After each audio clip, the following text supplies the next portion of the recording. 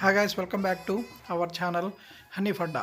Last previous video చూసినట్టున్నారు. Prasad stage పై ఎక్కేంత వరకు అయితే ఫస్ట్ పార్ట్ లాగా తీసి పెట్టాను. ఇది ప్యూర్లీ మ్యారేజ్ అంతవరకు సెకండ్ పార్ట్ లాగా పెడుతున్నాను.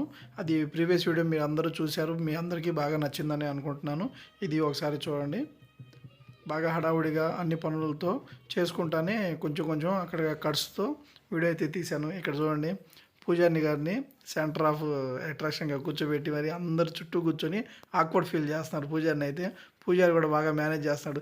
చాలా పెళ్ళిళ్ళలో చూశాను, పూజారి అయితే ఈ టైంలో బాగా కోపంగా ఉంటా మంచి సెటైర్లు వేస్తూ ఉంటారు. ఇక్కడ కూడా అదే జరిగింది.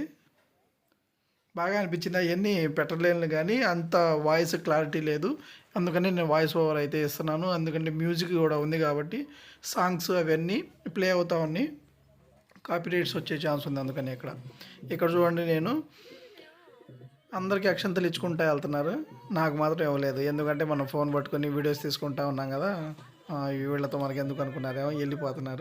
వెళ్ళిపోతుంటే నేను మళ్ళీ వెనక్కి పిలిచి మరీ తీసుకున్నాను అనమాట. దానికోసమే అన్నీ ఎంతమంది పిలుస్తున్నా కానీ వచ్చి కూర్చున్నాను.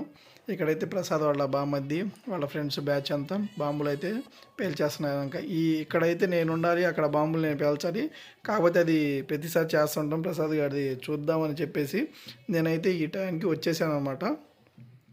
ఇక్కడ నేను తీస్తుంటే ఇంకా వీళ్ళంతా అడ్డంగా వచ్చేస్తున్నారు, మనం డైరెక్ట్గా అయితే తీయలేమని చెప్పేసి నేను ఇక్కడ ఫోన్ని వేరే వాళ్ళకి ఇచ్చి షూట్ చేయమని చెప్పేసి నేనైతే మళ్ళీ ఆ క్రాకర్స్ దగ్గరికి వెళ్తాను. ఇప్పుడు తాళికి మనోడు ఇంకా యుద్ధానికి సిద్ధం అవుతున్నాడు, తాళి కట్టడానికి ప్రిపేర్ అవుతున్నాడు. చూడండి, వీళ్ళ ఆచారం ప్రకారం కొంచెం తాళిని కొంచెం డిఫరెంట్గా కడతారనమాట. నేను ఇప్పుడు దాకా ఏ పెళ్ళిలో చూడలేదు, ఇది ఫస్ట్ టైం చూస్తున్నాను. అక్కడ ఉన్న జనాలు కూడా చాలామందికి తెలియదు, అందరూ ఏంది అని బాగా సెటైర్లు వేసారన్నమాట ఆ టయాన. కాకపోతే వాళ్ళలో అలా జరిగిద్దంట, మీరు ఒకసారి చూడండి. ఇక్కడ నేను ఈ వీడియోలో ఇది నేనే ఈ క్రాకర్స్ పట్టుకొని తిరుగుతున్నాను. చూడండి, ఇది నేనే స్టేజ్ పైకి తర్వాత ఎక్కి మరీ తిరుగుతూ ఉంటాను. ఇక్కడ చూడండి, ప్రసాద్ ఇంకా తాళి కడతాడు. వాళ్ళది ఎలా కడతారు ఏందనేది ఒకసారి మీరు అబ్జర్వ్ చేయండి. చూడండి, మా అందరూ ఫ్రంట్ నుంచి కడతారు కదా, కాకపోతే వీళ్ళల్లో బ్యాక్ నుంచి వేసేసి ముందు నుంచి అయితే కడతారనమాట.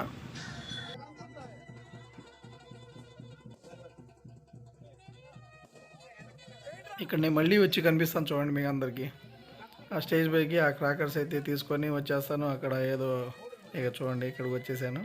మళ్ళీ అక్కడ ఏదో చెప్పేసి వెళ్ళి ఈ స్టేజ్కి స్ట్రైట్గా క్రాకర్స్ అయితే కాల్చామత. దీన్ని షార్ట్ వీడియో నేను పెట్టాను కదా, అది మనం ఏది చేసినా కానీ సక్రమంగా జరగదు కదా. నేను కిషోర్ గారు కలిసి అయితే దాన్ని ఒక ఆట ఆడుకున్నాం. ఆ క్రాకర్స్ని అయితే ఒక్కొక్కటిగా పేలుతుంది. అది అంతా ఒకసారి పేలిస్తే ఒకదాని తర్వాత ఒకటి పేలాలి కదా, అట్లా పేలలేదు. అది దాని ఒత్తులన్నీ ఊడిపోయి ఉన్నాయి కాబట్టి స్టార్టింగ్లోనే ఒక్కోదాన్ని మేము చూసి మరీ పేల్చామన్నమాట వాటిని అయితే, బాంబుల్ని. మన ఈ ఫోటోగ్రాఫర్లందరికీ ఇంకా వాళ్ళకి కావాల్సిన స్టిల్స్లో ఫొటోస్ వీడియోస్ అయితే తీసుకుంటున్నారు. వాళ్ళని ఎక్కువసేపు మనం డిస్టర్బ్ చేయలేము. అందరూ దగ్గరకు వచ్చి మరీ చూస్తున్నారు కాబట్టి ఎవరిని లగవమని చెప్పలేము. ఇక్కడ కిషోర్ గారు వచ్చాడు, మళ్ళీ ఇక్కడ అడ్డం వచ్చేస్తున్నాడని ఇక్కడ నుంచి అయితే నేను స్కిప్ చేశాను అనమాట ఇంకా వీడియోని.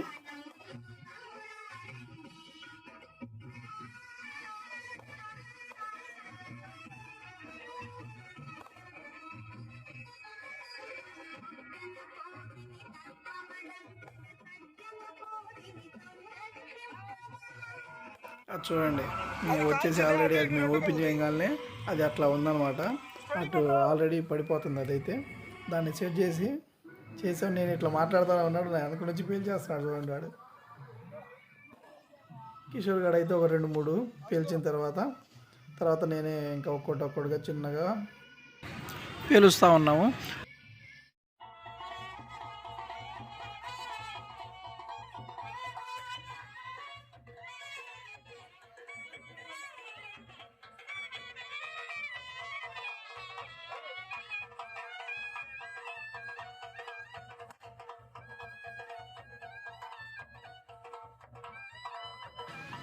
తలంబ్రాలు అయితే స్టార్ట్ అయిపోయినాయి.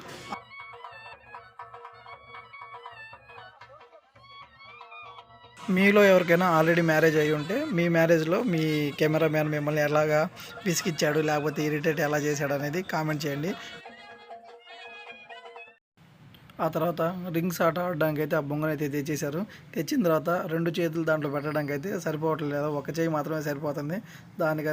అందుకని చెప్పేసి అంత డెకరేషన్ చేసిన అంత నీట్గా కనిపించే ఆ బొంగను అయితే తీసేసి పక్కన పెట్టేస్తున్నారు అన్నమాట. పక్కన పెట్టేసి నార్మల్ మన ఇళ్ళల్లో ఉండే ఆ బొంగతోనే వేసేసి అదంతా ఆడిన తర్వాత ఎవరు గెలిచారు అనేది అదంతా నేను చూపించలేదు. నువ్వా నేనా అన్నట్టుగా ఇద్దరు ఎంత పోటాపోటీని ఆడుతున్నారు. ఆ ఇద్దరు ఫేసెస్లో ఆ స్మైల్ చూడండి ఎంత ఆనందంగా ఉందో, చూడ్డానికి కూడా చాలా బాగుంది. కష్టపడుతున్నాడు మా వాడైతే. పార్టీ అది వచ్చేసింది.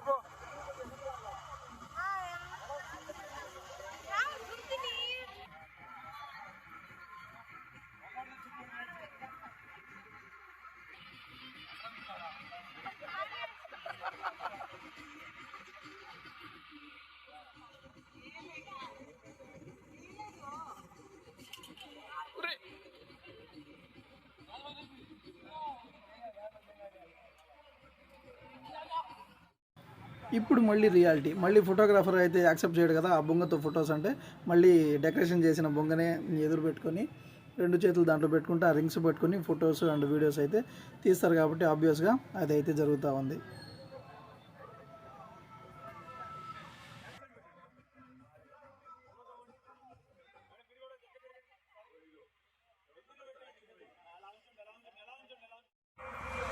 నవ్వాలరా రే ఇప్పుడే,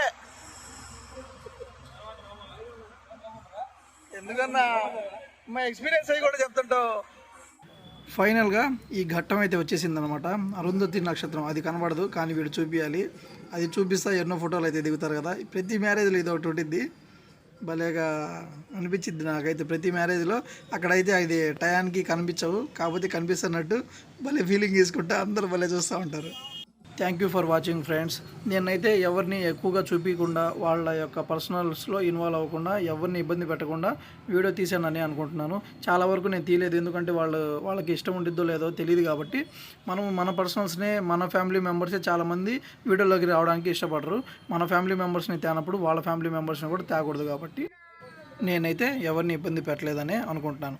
ఆ తర్వాత నెక్స్ట్ రోజు ఒక పరుపునైతే ఆర్డర్ పెట్టామన్నమాట ప్రసాద్ వాళ్ళ ఇంటికైతే.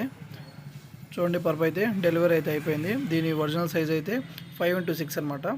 ఇది అన్బాక్సింగ్ చేస్తున్నాం ఇప్పుడు ప్రజెంట్ అయితే.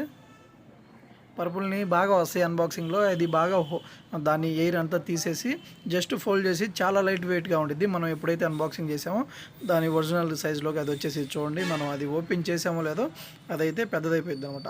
ఆటోమేటిక్గా ఎయిర్ని అనేది అబ్జర్వ్ చేసుకొని దాని సైజులోకి వచ్చేసిద్ది.